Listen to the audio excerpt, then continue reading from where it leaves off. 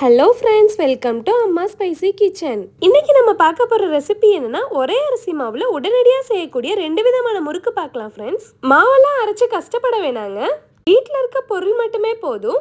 மொறுன்னு அட்டகாசமான டேஸ்ட்ல 2 முறுக்கும் ஈஸியான மெத்தட்ல உடனே ரெடி பண்ணிடலாம். இந்த 2 முறுக்கோட டேஸ்ட் பார்த்தீங்கன்னா ரொம்பவே சூப்பராக இருக்கும். நம்ம சேனல் அம்மா ஸ்பைசி கிச்சனை புதுசாக பார்க்குற ஃப்ரெண்ட்ஸ் சப்ஸ்கிரைப் பண்ணிக்கோங்க. கூடவே இருக்க பெல் ஐக்கானை கிளிக் பண்ணிடுங்க. இந்த ரெசிபி பிடிச்சிருந்தா ஒரே ஒரு லைக் மட்டும் கொடுங்க ஃப்ரெண்ட்ஸ். நிறைய டிப்ஸ் அண்ட் ட்ரிக் ஷேர் பண்ணியிருக்கீங்க, ஃபுல் வீடியோவை ஸ்கிப் பண்ணாமல் பாருங்கள். வாங்க எப்படி செய்யலான்னு பார்க்கலாம். ஃபஸ்ட்டு 1 கப் அளவில் அரிசி மாவு எடுத்துக்கிறலாங்க. நல்ல நைஸான குவாலிட்டியான மாவாக எடுத்துக்கிறணும். மாவை பார்த்தீங்கன்னா குருணை இல்லாமல் நல்ல ஃபைன் பவுடராக இருக்கணும். இந்த ரெசிபிக்கு இடியாப்ப மாவு மாதிரியே நல்ல நைஸான பவுடராக யூஸ் பண்ணிக்கிறணும். அடுத்ததாக 1 கப் அளவு மைதா மாவு சேர்த்துக்கிறலாங்க. இந்த 2 மாவும் 200 கிராம் 200 கிராம் இருக்கும். கூடவே நல்ல பொடி பண்ண வெல்லம் 1 கப் சேர்த்துக்கிறலாம்.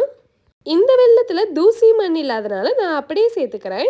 நீங்கள் எடுக்கிற வெல்லத்தில் தூசி மண் ஏதாச்சும் இருந்துச்சுன்னா தண்ணி சேர்த்து சக்கரை பாகா மாற்றிட்டு வடிகட்டிட்டு அதுக்கு பிறகு சேர்த்துக்கோங்க. இதுவும் 200 கிராம் வெல்லம் இருக்குங்க. இனிப்பு முறுக்குன்றதுனால டேஸ்ட்டை எடுத்து கொடுக்கறதுக்கு 1/2 டீஸ்பூன் உப்பு சேர்த்துக்கிறலாம். கூடவே 1 டீஸ்பூன் கருப்பேலை சேர்த்துக்கலாங்க. இதெல்லாம் சேர்த்த பிறகு நல்லா கலந்து விட்டுறணும். இதே மாதிரி நல்லா மிக்ஸ் பண்ணிக்கோங்க. அடுத்ததாக பார்த்தீங்கன்னா மாவு கலக்கிறதுக்கு தேங்காய் பால் எடுத்துக்கலாம். துருவிய தேங்காய் 1 கப் எடுத்திருக்கேன். இது 200 கிராம் இருக்கும். கூடவே 4 ஏலக்காய் சேர்த்துக்கலாங்க. தேங்காயோடு ஏலக்காய் சேர்த்து அரைக்கும் போது தேங்காய் பால் நல்ல வாசனையாகவும் இருக்கும். மாவுல ஏலக்காய் திப்பி திப்பியாகவும் இருக்காது. அதனால தான் இதே மாதிரி தேங்காய் பால் எடுத்துக்கிறோம். அதே கப்பில் 1 கப் அளவு கை பொறுக்கிற அளவு சூடுள்ள தண்ணி சேர்த்துக்கலாங்க. அப்போ தான் நல்லா திக்கான தேங்காய் பால் கிடைக்கும். இப்போ அரைச்சாச்சு.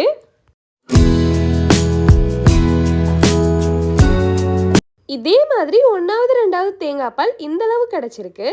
இன்னும் தேவைப்பட்டுச்சுன்னா தண்ணி சேர்த்து கூட மாவை கலந்துக்கலாம். கொஞ்சம் கொஞ்சமாக தேங்காய் பால் சேர்த்து நல்லா இந்த மாதிரி கலந்து விட்டுறணும். மாவு சரியான கன்சிஸ்டன்சியில் இருந்தால் தான் அச்சு முறுக்கு பிரிஞ்சு போகாமல் நல்ல ஷேப்பில் மொறுன்னு கிடைக்கும்.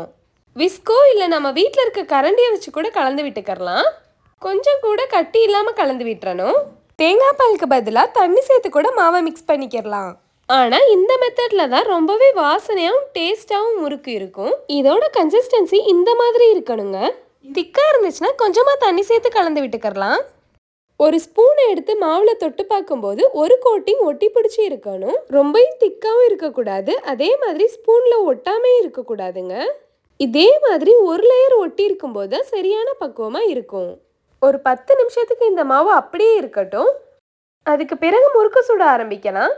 இப்போ பார்த்தீங்கன்னா கடலெண்ணெய் சூடு பண்ணிக்கிறலாம். ட்ரெடிஷ்னல் பலகாரம் செய்யும் போது கடலெண்ணெயில் செஞ்சோம்னா ரொம்பவே டேஸ்ட்டாக இருக்குங்க. முறுக்கு செய்கிறதுக்கு இந்த நான்ஸ்டிக் அச்சு எடுத்திருக்கேங்க. இது செய்கிறது ரொம்பவே ஈஸி. அச்சுலேருந்து கஷ்டம் இல்லாமல் முறுக்கும் ஈஸியாக பிரிஞ்சு வந்துடும். இதே மாதிரி நான்ஸ்டிக் அச்சு இருந்துச்சுன்னா சட்டுன்னு முறுக்கு சுட்டு எடுத்துடலாம். இப்போது அச்சையும் எண்ணெய் கூடவே சேர்த்து சூடு பண்ணிடலாம். அச்சு நல்லா சூடாக இருந்தால் தான் இதில் மாவு நல்லா ஒட்டி பிடிச்சி வரும். இந்த சூடான அச்சை மாவில் டிப் பண்ணுறதுக்கு முன்னாடி ஒரு ஸ்பூன் வச்சு மாவு நல்லா கலந்து விட்டுட்டு அதுக்கு பிறகு தான் அச்சை உள்ளே விடணும். அச்சில் 3/4 பாகம் வர்ற அளவுக்கு மாவு டிப் பண்ணால் போதுங்க. அச்சு முழுவதும் மாவில் முக்கிடக்கூடாது. இதை ஒரு 20 செகண்ட்க்கு அப்படியே வச்சிடணும். அச்சை தூக்கிட்டு திரும்ப உள்ளே முக்கும் போது திக்கான முறுக்கா கிடைக்கும். அதுக்கு பிறகு மாவு ஒட்டி வந்த உடனே எண்ணெய்க்குள்ளே விட்டுறணும். அச்சு எண்ணெயில் வச்ச பிறகு லேசாக தூக்கி பிடிக்கணும். அப்போ தான் முறுக்கு தானாக பிரிஞ்சு கலண்டு வந்துடும். திரும்பவும் அந்த அச்சு எண்ணெய்க்குள்ளேயே இருந்து சூடாகணும். வெளியே எடுத்துடக்கூடாதுங்க.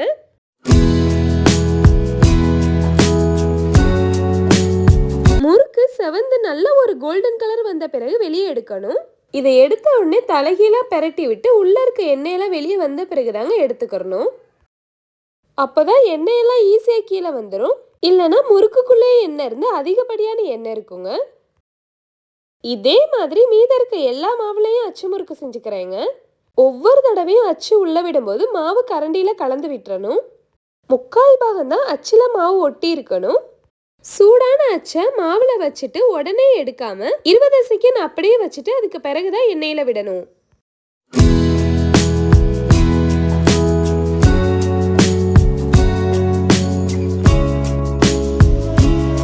திரும்ப திரும்ப அச்சை மாவில் வைக்கும்போது மாவு கெட்டியான கன்சிஸ்டன்சியாக மாறுங்க. அதனால கொஞ்சமாக தண்ணி சேர்த்து முறுக்கு மாவு பக்குவத்துக்கு மாறின பிறகு சுட ஆரம்பிச்சுக்கலாம்.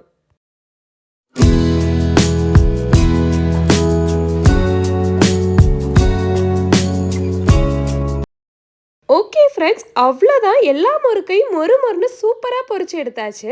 இதோட சூடு நல்லா குறைஞ்ச பிறகு ஒரு ஏர்டைட் பாக்ஸில் ஸ்டோர் பண்ணி வச்சுக்கலாங்க. இந்த அச்சு முறுக்கு செய்கிறது ரொம்ப ரொம்ப ஈஸி. நான் ஒரு முறுக்கு எடுத்து உடைச்சு காமிக்கிறேன். எந்த அளவுக்கு மொறுன்னு கிறிஸ்பியாக இருக்குன்னு பாருங்க. அளவு மாறாம நான் சொல்ற அளவுல எல்லா பொருட்களையும் பக்குவமா சேர்த்து செஞ்சு பாருங்க. முறுக்கு ரொம்பவே கிறிஸ்பியாகவும் டேஸ்டாகவும் ஈஸியாகவும் ரெடி பண்ணிடலாம் ஃப்ரெண்ட்ஸ். அடுத்ததாக பார்த்தீங்கன்னா அரிசி மாவு வச்சு இன்ஸ்டண்ட்டாக செய்யக்கூடிய முறுக்கு பார்த்துக்கலாம். அதுக்கு உளுந்தம் பருப்பு வறுத்துக்கிறணுங்க. அடுப்பில் ஒரு பேன் வச்சுட்டு மெஷரிங் கப்பில் 1/4 கப் முழு உருட்டு உளுந்து சேர்த்துக்கிறேங்க. இதோட அளவு 50 கிராம் இருக்கும். ஸ்லோ ஃப்ளேம்லேயே வச்சு கைவிடாமல் உளுந்தம் பருப்பை வறுத்துக்கிறணும். இதுலேருந்து நல்ல கமகமன்னு வாசம் வருங்க. வறுக்கிறதுக்கு 2லேருந்து 3 நிமிஷம் ஆகுங்க. இதை எந்த அளவுக்கு வறுக்கிறோமோ அந்த அளவுக்கு முறுக்கு வாசனையாகவும் டேஸ்டாகவும் இருக்கும். இப்போ பார்த்தீங்கன்னா உளுந்தம் பருப்பு நல்ல கலர் செவந்து வந்துருச்சு. வாசனையாகவும் இருக்குங்க. இதை ஒரு பிளேட்டில் மாற்றிட்டு ஆற வச்சுக்கலாம். அடுத்ததாக பார்த்தீங்கன்னா 1/4 கப் அளவில் பாசிப்பருப்பு எடுத்திருக்கேங்க. கூடவே 1/4 கப் அளவு கடலைப்பருப்பு எடுத்துக்கிறணும். இது ரெண்டும் 50-50 கிராம் இருக்கும். ரொம்பவும் கலர் செவந்துடக்கூடாதுங்க. நல்ல வாசனை வர்ற வரைக்கும் வறுத்துக்கிறணும். கைவிடாமல் வறுத்துக்கோங்க. கொஞ்சம் அளவு எடுக்கிறதுனால கடலைப்பருப்பு பாசிப்பருப்பு ஒன்றா சேர்த்து வறுத்துக்கிறேங்க. அதிக அளவில் நீங்கள் எடுத்தீங்கன்னா இந்த 2 பருப்பையும் தனித்தனியாக வறுத்துக்கோங்க. இதுவும் 2லேருந்து 3 நிமிஷம் வரை வறுத்துக்கிறணும். இப்போ பார்த்தீங்கன்னா இந்த அளவு கலர் செவந்து வாசனை வந்துருச்சு. இதையும் பிளேட்டில் சேர்த்து ஆற வச்சுக்கலாம். கடலைப்பருப்பு பாசிப்பருப்பு உளுந்தம்பருப்பு இது 3ஐயும் சேர்த்து வறுத்துட்டு முறுக்கு செய்யும் போது நம்ம எப்பயும் செய்கிற முறுக்கை விட ரொம்பவே மொறுமொறுப்பாக கமகமன வாசனையோட நல்ல கலரான முறுக்கு கிடைக்கும் ஃப்ரெண்ட்ஸ். கண்டிப்பாக நீங்களும் ட்ரை பண்ணி பாருங்க. இதோட சூடு குறைஞ்ச பிறகு அரைச்சிக்கலாம். பருப்பெல்லாம் நல்லா வறுப்பட்டு இருக்கிறதுனால மிக்சியில் அரைக்கும் போது நல்ல ஃபைன் பவுடராக வந்துடும். இப்போ ஹீட்டு போயிருச்சுங்க. இதை ஈரமில்லாத மிக்சி ஜாரில் சேர்த்துட்டு அரைச்சிக்கிறேன். இந்த மாதிரி நல்லா அரைச்சாச்சு ஃப்ரெண்ட்ஸ். பருப்பு நல்லா வறுத்ததுனால மிக்சியில் சட்டுன்னு அரைச்சாச்சு. மாவும் அந்தளவுக்கு வாசனையாகவும் ரொம்பவே நைஸாகவும் இருக்குதுங்க. அடுத்ததாக முறுக்கு செய்கிறதுக்கு 600 கிராம் அரிசி மாவு எடுத்துக்கிறேங்க. மெஷரிங் கப்பில் 3 கப் மாவு எடுத்திருக்கேன். அரிசி மாவு நல்ல ஃபைனான குவாலிட்டியான மாவாக பார்த்து எடுத்துக்கோங்க. குருணை எதுவுமே இருக்கக்கூடாது. நல்ல நைஸான பவுடராக இருக்கணும்.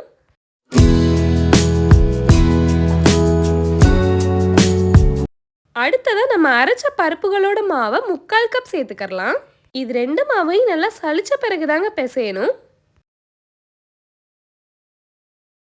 இதை ஒரு தடவை கலந்து விட்டுட்டு அடுத்ததாக மாவுக்கு தேவையான எள்ளு சேர்த்துக்கலாம். வெள்ளை எள்ளு 1 டீஸ்பூன் சேர்த்துக்கலாம். கூடவே 1 டீஸ்பூன் ஓமம் சேர்த்துக்கிறேன். இதுக்கு பதிலாக சீரகம் கூட சேர்த்துக்கோங்க. அடுத்ததாக 1/2 டீஸ்பூன் பெருங்காயத்தூள் சேர்த்துக்கலாங்க. அதிகமாக சேர்த்தோம்னா முறுக்கோட கலர் செவந்து போயிடும். அதனால 1/2 டீஸ்பூன் சேர்த்துக்கோங்க. கூடவே 1 டீஸ்பூன் தனி மிளகாய் பொடி சேர்த்துக்கலாம். முறுக்கு டேஸ்ட்டாகவும் இருக்கும், நல்ல கலரும் கிடைக்குங்க. லாஸ்ட்டாக 1 டீஸ்பூன் தூளுப்பு சேர்த்துக்கிறேன். தூளுப்பு சேர்க்கும் போது கொஞ்சம் குறைவாகவே சேர்த்துக்கோங்க. முறுக்கை பொரிச்ச பிறகு சரியான அளவாக இருக்கும். இது எல்லாத்தையும் நல்லா கலந்து விடணும். அடுத்ததாக பார்த்தீங்கன்னா 2 டேபிள் ஸ்பூன் நெய் சேர்த்துக்கிறேங்க. சூடு பண்ணலாம் வேணால் ரூம் டெம்பரேச்சரில் இருக்க நெய்யே சேர்த்துக்கோங்க. இது சேர்க்கும் போது அந்தளவுக்கு வாசனையாகவும் ரொம்பவே மொறுமொறுன்னு இருக்கும் ஃப்ரெண்ட்ஸ். நெய்யும் மாவும் நல்லா கலந்து விட்டுறணும். திரும்பவும் 1 டேபிள் ஸ்பூன் நெய் சேர்த்துக்கிறேங்க. இந்த மாவுக்கு நான் மொத்தம் 3 டேபிள் ஸ்பூன் நெய் சேர்த்துருக்கேன். இதை 2லேருந்து 3 நிமிஷம் வரை நல்லா கலந்து விட்டுருங்க. எந்த அளவுக்கு மாவையும் நெய்யையும் கலந்து விடுறோமோ அந்த அளவுக்கு முதல்ல சுடுற முறுக்குலேருந்து லாஸ்ட்டு சுடுற முறுக்கு வர ரொம்பவே மொறுமொறுப்பாகவும் வாசனையாகவும் இருக்குங்க. இந்த மாவை கொஞ்சமாக எடுத்து இதே மாதிரி பிடிச்சு பார்க்கும்போது பிடிக்க வரணும். அப்படியே உதுத்து விட்டிங்கன்னா உதிர்ந்துடணும். இந்த பக்குவத்துக்கு மாவு ரெடி ஆயிடுச்சு. அடுத்ததாக மாவு பிசைகிறதுக்கு தண்ணியோட அளவை பார்த்துக்கலாம். மெஷரிங் கப்லேயே 4 கப் தண்ணி சேர்த்துட்டு சூடு பண்ணிக்கிறேங்க. தண்ணி நல்லா சூடாயிரணும். கொதிக்கிறதுக்கு ஆரம்பிக்கும் போது அடுப்பை ஆஃப் பண்ணிடணும். இப்போ பார்த்தீங்கன்னா தண்ணி நல்லா சூடாயிருச்சு. இதை கொஞ்சம் கொஞ்சமாக மாவில் சேர்த்து கலந்து விட்டுறணும். கொஞ்சம் அகலமான பாத்திரமா இருந்துச்சுன்னா மிக்ஸ் பண்ணுறதுக்கு ரொம்பவே ஈஸியாக இருக்குங்க. சூடும் சீக்கிரத்தில் ஆறிடும். ஒரே நேரத்தில் எல்லா தண்ணியும் சேர்க்காம கொஞ்சம் கொஞ்சமாக சேர்த்து இடியாப்ப மாவு பக்குவத்துக்கு கலந்து விடணும். நான் சூடு பண்ண தண்ணியிலேருந்து 3/4 பாகு தண்ணி தான் எனக்கு தேவைப்பட்டுச்சு.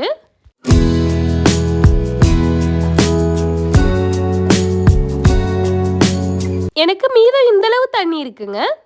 அதனால தாங்க தண்ணியை ஒரேடியாக சேர்க்காம கொஞ்சம் கொஞ்சமாக சேர்த்து கலந்து விடுறது ரொம்பவே நல்லது. நல்லா ஆறின பிறகு தான் மாவை பிசைய ஆரம்பிக்கணும். லேசான சூடு இருக்குங்க. தேவைப்பட்டால் நம்ம ஏற்கனவே எடுத்து வச்ச தண்ணியிலேருந்து கொஞ்சமாக தெளித்து விட்டு நல்லா அழுத்தம் கொடுத்து பக்குவமாக மாவை பிசைஞ்சுக்கிறணும். அவ்வளோதாங்க, மாவு ரெடி ஆயிடுச்சு. இப்போ நம்ம முறுக்கு சுட ஆரம்பிக்கலாம். பொரிக்கிறதுக்கு தேவையான கடலெண்ணெயை சூடு பண்ணிக்கிறலாம். கடலெண்ணெயில் செய்யும்போது முறுக்கு ரொம்பவே வாசனையாக இருக்குங்க.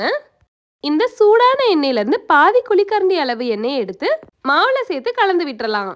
எண்ணெய் சேர்த்து பிசையும் போது முறுக்கு இன்னுமே மொறுமொறுன்னு இருக்கும். கையிலையும் மாவு ஒட்டாமல் வரும். இந்த அச்சை எடுத்து முறுக்கு உரலில் சேர்த்துக்கிறேங்க. இதில் எண்ணெயெல்லாம் தடவ வேணாம். தேவையான மாவை எடுத்து நல்லா உருட்டிட்டு உரலில் சேர்த்துக்கிறேன். 3/4 பாகம் மட்டும் சேர்த்துக்கோங்க. அப்போதான் முறுக்கு சுற்றுறதுக்கு ஈஸியாக இருக்கும். ஒரு அகலமான கரண்டியில் எப்பயும் போல் முறுக்கை சுற்றிக்கிடலாங்க. எண்ணெய் சூடாயிருச்சான்னு பார்க்குறதுக்கு கொஞ்சமாக புளியை சேர்த்துக்கிறலாம். இது அடியில் போயிட்டு உடனே மேலே பொங்கி வந்துருச்சுன்னா எண்ணெய் ஹீட் ஆயிடுச்சுங்க. இதை வெளியே எடுத்துட்டு நம்ம பிழிஞ்சு வச்சிருக்க முறுக்கை சேர்த்துக்கிறலாங்க. ஃப்ளேமை ஹைலே வச்சு பொரிச்சுக்கிறணும். அப்போ தான் சட்டுன்னு முறுக்கு வெந்து வரும், எண்ணெயும் இழுக்காது. நம்ம செய்கிற உளுந்த முறுக்கு பொட்டுக்கடலை முறுக்கை விட ரொம்பவே கிறிஸ்பியாகவும் டேஸ்டாகவும் இருக்கும் ஃப்ரெண்ட்ஸ். வாசனையும் அட்டகாசமாக இருக்கும். பாதி அளவு வெந்த பிறகு திருப்பி விடணும். நீங்களும் இதே மாதிரி ஒரே அரிசி மாவில் சட்டுன்னு செய்யக்கூடிய 2 விதமான முறுக்குகளை செஞ்சு பார்த்துட்டு உங்கள் ஃபீட்பேக்கை மறக்காமல் கமெண்ட் பண்ணுங்க. எண்ணெயோட சலசலப்பெல்லாம் குறைஞ்ச பிறகு வெளியே எடுத்துடலாம்.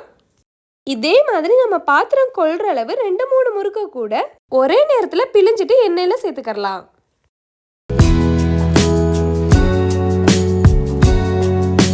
செய்கிறது ரொம்ப ரொம்ப ஈஸிங்க. நான் செய்கிற இந்த ரெசிபி பிடிச்சிருந்தா ஒரே ஒரு லைக் மட்டும் கொடுங்க ஃப்ரெண்ட்ஸ். வீடியோ பார்த்துட்டு இருக்க எல்லாருக்கும் ரொம்ப ரொம்ப நன்றி.